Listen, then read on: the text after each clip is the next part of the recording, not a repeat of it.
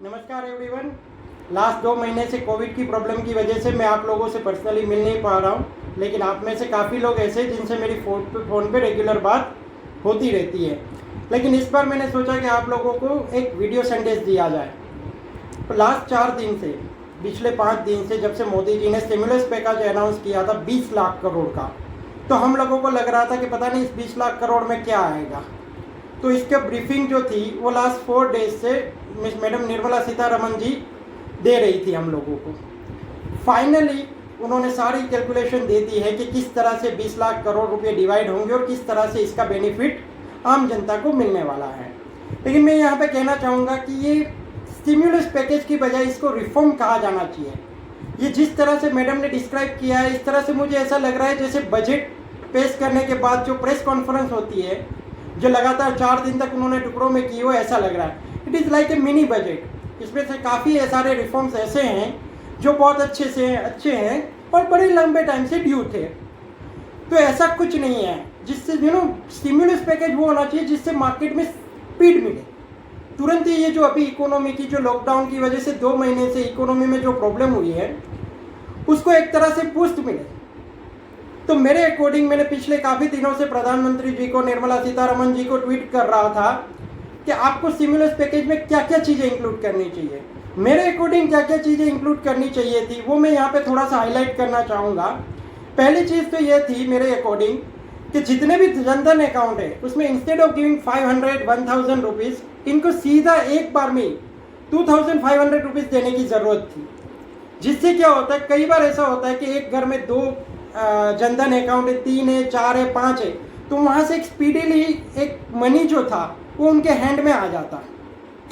दूसरा मुझे लगता है जहाँ पे वो फार्मर्स को 2000 की किस्तें दे रहे थे साल में 3 बार, इंस्टेड ऑफ एक वन टाइम, और इस बार 4000 एडिशनल देके 10,000 रुपीज़ सीधा उनके अकाउंट में क्रेडिट करने की ज़रूरत थी। तो पहला मेरे अकॉर्डिंग इनको रिफॉर्म करने की ज़रूरत जो थी वो ये थी कि सीधा कैश ट्रांसफ़र करना था, 2500 rupees in the Jan Dhan account and 10,000 into the farmers account. Second उनको करने की जो ज़रूरत थी, एमएसएमई के लिए जो उन्होंने स्टेप लिए है वो काफ़ी अच्छे है, लेकिन वो लॉन्ग टर्म स्टेप है। मेरे अकॉर्डिंग उनको शॉर्ट टर्म जो एमएसएमई को प्रॉब्लम आने वाली है वो है वर्किंग कैपिटल की। तो उनको 1 लाख से लेके 50 करोड़ तक working capital for 1 year without interest loan देने की उनको ज़रूरत थी according to the turnover of the company, जिससे एमएसएमई की जो शॉर्ट टर्म कैपिटल की प्रॉब्लम है वो दूर हो सकती थी। थर्ड चीज़ की मैं बात करना चाहूँगा मिडिल क्लास। इन्होंने मिडिल क्लास को बिल्कुल कुछ भी नहीं दिया है। अगर एक सेंटेंस इसके अंदर ऐड कर दे कि up to the 10 lakh rupees of amount there is no income tax in this years, तो वो मिडिल क्लास के लिए काफ़ी अच्छी हेल्प हो जाती है टैक्स में रिडक्शन।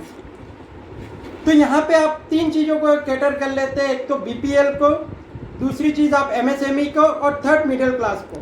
फोर्थ कुछ कंपनीज ऐसी है जिन पे जीएसटी की दर बहुत ज़्यादा है, जैसे ऑटोमोबाइल हो गया, सीमेंट हो गया, वहाँ पे वो 28% से घटा के 18% तक कर सकते थे, जिससे मार्केट के अंदर इन कंपनीज का जो प्रोडक्ट कॉस्ट है वो ऑटोमेटिकली कम हो जाती।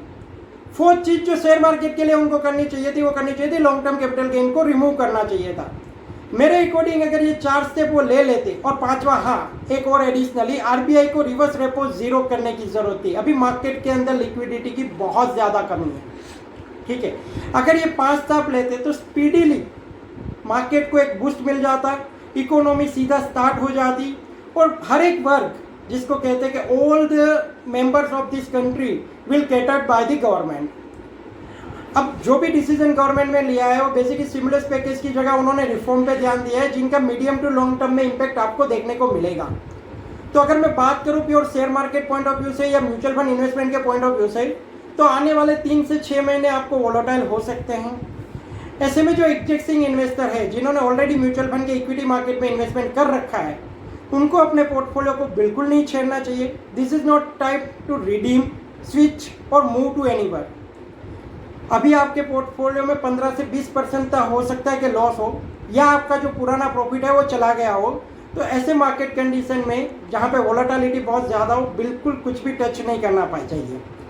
फ्रेश इन्वेस्टमेंट इक्विटी मार्केट में करने के लिए हमारी यही सलाह है कि अगर किसी का व्यू 3 to 5 ईयर्स है और वो शॉर्ट टर्म वोलेटिलिटी को झेल सकते हैं, तो this is the best time for him to invest into the equity market. अब मैं बात करना चाहूँगा debt market, short term market या फिर आप कह सकते हो लो ड्यूरेशन और liquid fund.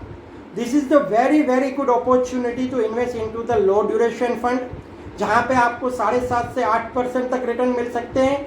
Medium duration fund जहाँ पे 8.5 से लेकर 9% तक रिटर्न मिल सकते हैं. क्रेडिट रिस्क फंड जहाँ पे आपको 9 से ज़्यादा % तक रिटर्न मिल सकते हैं. तो मैं यही कहना चाहूँगा कि आने वाला समय जो बीता 2 महीना है वो काफ़ी टफ रहा है. आने वाला समय इतना टफ नहीं रहेगा, बट हाँ वोलेटिलिटी ज़रूर रहेगी मार्केट में. Stay invested, stay at home and be safe. Thank you.